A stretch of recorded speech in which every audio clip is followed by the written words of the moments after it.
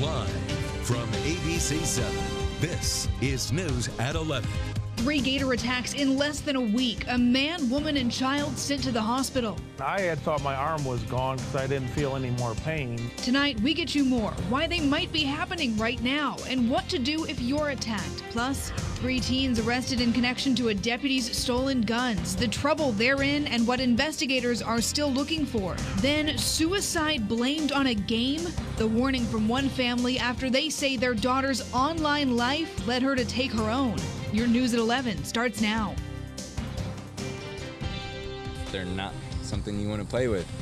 Become aware, figure out what they're about, then go into their territory. They're not in your territory, you're in theirs. Our big story tonight, 3 gator attacks in southwest Florida in just 3 days. Tonight, a woman had to be airlifted in San Carlos Park just 1 day after a boy was bitten on the ankle swimming in the Peace River. Also tonight, a Charlotte County man is speaking out, sharing his story of survival after being attacked diving for golf balls. I'm Emily Burris. Tonight, ABC 7 is getting you more on those attacks and what we know so far about the conditions of the victims.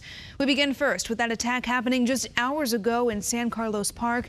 A 71-year-old woman is in the hospital tonight after being bitten by a 10-foot alligator. First responders say it happened along Cypress Haven Drive in the Shadowwood Preserve. It's right off US 41. ABC 7's Ben Henry begins our coverage tonight. He was there as emergency crews took off with the victim. A helicopter carries away a woman who had just been attacked by an alligator. Florida Fish and Wildlife says the gator is more than 10 feet long. Emergency crews say the woman was bitten in the arms and legs. I personally have not been face to face with a gator, but they're here. They're everywhere. John Shaw lives in San Carlos Park, not too far from where the attack happened in the Shadowwood Preserve. Kind of makes you a little more weary of the situation, more aware that it can be me. And especially working in the water, it's always in the back of your head. He's in marine construction and constantly in the water. If I am in the water, I will not get in the water without a 22-ounce hammer. Brian Norris with FWC says one of the reasons for all this activity is the female alligators are laying their eggs in the summer months. This is just the time of year when the alligators are active, and with all this new rain we've got, sometimes they get condensed during the drought. For Shaw, he's going to continue to play it safe. They're not something you want to play with. Become aware, figure out what they're about, then go into their territory. They're not in your territory, you're in theirs. Ben Henry with that report tonight. We are waiting to find out the name and the condition of the 71-year-old victim. A woman who lives in that community says this gator has been a nuisance. FWC captured it just a few hours after this attack. She says it's ugly. It's all the way down to the bone. Okay. All right. I'm sending the paramedics to help you now. Our big story continues tonight with more from the man who survived a gator attack in Charlotte County. Scott Lahodik was attacked Friday while diving for golf balls at the Rotunda Golf and Country Club. A 10-foot gator latched onto his arm and then pulled him into a death roll. For the first time, he's speaking from his hospital bed about his escape.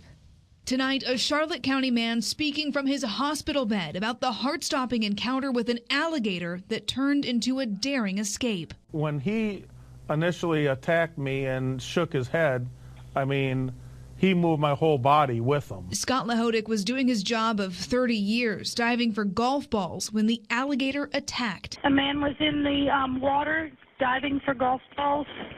Needless to say, he was bit by a 9-foot alligator. But the 51-year-old thought fast. He rolled, so I kind of played dead and rolled with him. And then the thought came to me to start punching him. Lahodik waiting to fight back at the right time, wrestling the massive reptile and wriggling free, but not before it tore into his arm. It was almost like a semi would have parked on my forearm. Well, tonight he is recovering in the ICU with hundreds of stitches in his arm.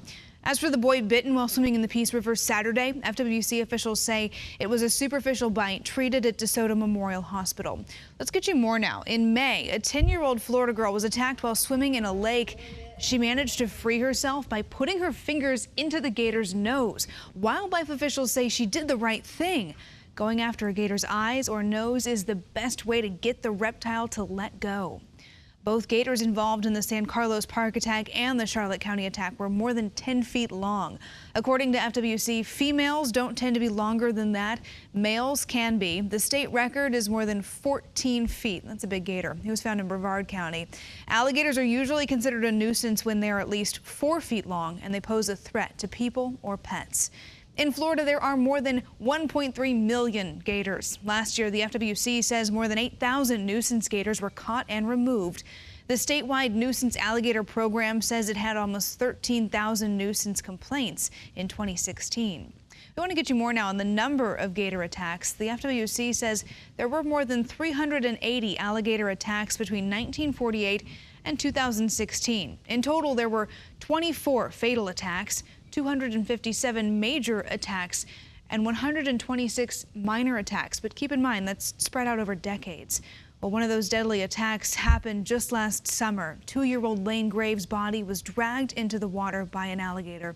It happened at Walt Disney World. Deputies say the boy was at the edge of one of the lakes at one of the resorts when the gator attacked. Resort officials say a no swimming sign was posted where the little boy was snatched. Disney says it is creating a lighthouse sculpture to honor Lane. ABC 7 will keep you up to date on these latest developments in each gator attack on air and online at abc-7.com. Tonight, Fort Myers police say they have a suspect in custody after an officer-involved shooting. It happened Saturday night after an attempted traffic stop. Police say they tried to stop a car that took off in the area of Dr. Martin Luther King Boulevard. After the car crashed, 2 suspects shot at the officer who returned fire. 3 other people who fled the scene were found after an hours-long search.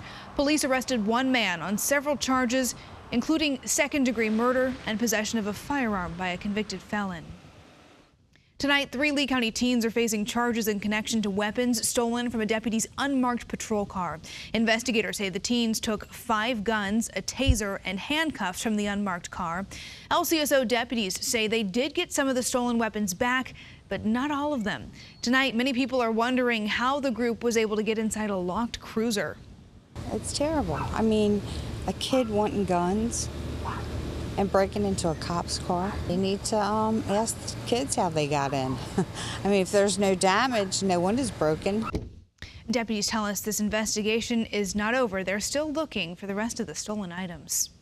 Collier County commissioners will vote on their budget this week. One of the items included in the budget, money for the mosquito control district. Experts say they need more money and more resources to fight mosquitoes right now. They want to buy a $6 million helicopter. Experts say the new tool could help cover an area 7 times greater than what they cover right now. Beaches in Collier may have to close if the county doesn't take action. On Tuesday, commissioners will decide what to do with Clam Pass. The beach is once again filling up with sand. People who go to Clam Pass often say they've never seen it this bad. So much sand has built up on the beach that the usually straight shot into the Gulf is now just a narrow turn. If work isn't done quickly, the pass could close. We have a big heads up for drivers on Monday morning. Part of McGregor Boulevard will be closed tomorrow. Drivers headed north will be detoured around work on the storm drains. This is happening in a new part of McGregor near Winkler Avenue.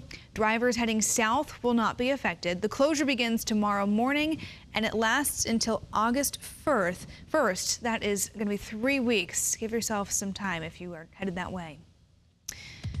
Well, some days you chase the news, some days it comes to you. Tonight on ABC 7, see why this truck went crashing right into the front of a local news station. But first, it's being called Christmas in July. Are you prepping for Prime Day? We get you more on the biggest deals online giant Amazon is offering this week. A check on our current conditions, and we'll take a look at what's happening in the tropics right after this break.